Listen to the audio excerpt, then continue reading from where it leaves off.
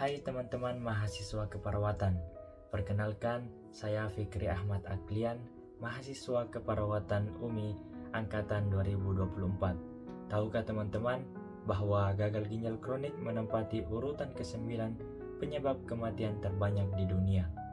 Angka ini meningkat signifikan dari posisi ke-19 pada tahun 2000. Penyakit ini menyebabkan hampir 1,5 juta kematian setiap tahunnya dan terus meningkat.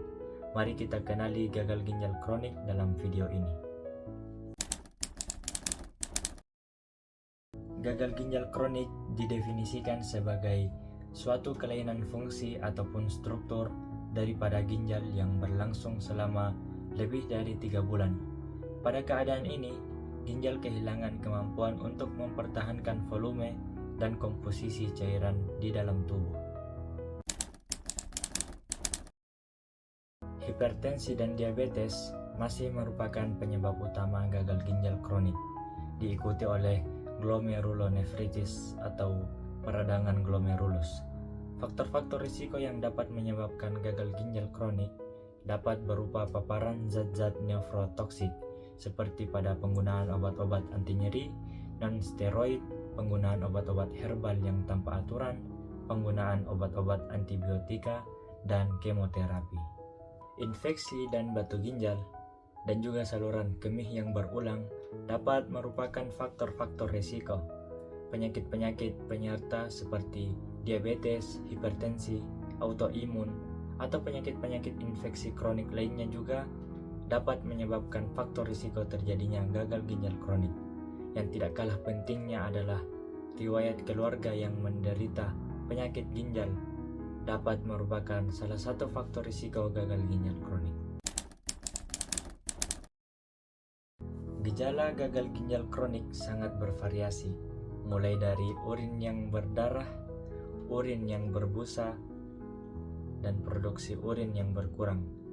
Pada tahap-tahap lebih lanjut, pasien akan mengeluh cepat lelah, sesak, nafsu makan yang turun, mual, muntah, berat badan mulai turun tanpa disadari, wajah menjadi pucat, perubahan status mental, perasaan gatal di kulit, atau disebut juga dengan pruritus, dan adanya edema perifer atau pembengkakan pada lengan dan tungkai, ataupun kelopak mata.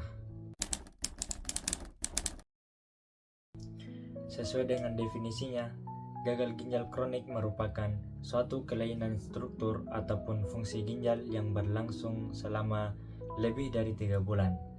Indikator untuk menegakkan diagnosis gagal ginjal kronik berupa penurunan laju filtrasi glomerulus kurang dari 60 ml per menit per 1,73 meter kuadrat, adanya protein urin, adanya sedimen urin, adanya kelainan histologi, dan pada pemeriksaan pencitraan didapati kerusakan pada ginjal. Setelah diagnosis ditegakkan, maka selanjutnya kita menentukan derajat kerusakan ginjal dengan menggunakan indikator penurunan laju filtrasi glomerulus dan albuminuria. Pengobatan gagal ginjal kronik terbagi menjadi 2 tahapan. Tahapan yang pertama yaitu tahapan terapi konservatif, yaitu bertujuan untuk mencegah terjadinya perburukan fungsi ginjal yang progresif melalui pendekatan diet, pembatasan asupan cairan, garam, kalium, protein sesuai dengan arahan dokter. Tahapan yang kedua, terapi pengganti ginjal direkomendasikan untuk pasien dengan laju filtrasi glomerulus kurang dari 15 atau gagal ginjal stadium 5. Metode-metode yang sering digunakan yaitu hemodialisis, continue ambulatory peritoneal dialisis atau dikenal sebagai CAPD, dan transplantasi ginjal. Sayangi ginjal Anda dengan melakukan gaya hidup sehat dengan langkah yang cerdik. Cek kesehatan Anda secara rutin, enyahkan asap rokok, rajin beraktivitas fisik, diet sehat gizi seimbang, diantaranya minum air putih minimal 8-10 gelas per hari, istirahat yang cukup, dan kelola stres. Kesehatan ginjal sangat berpengaruh terhadap kualitas hidup.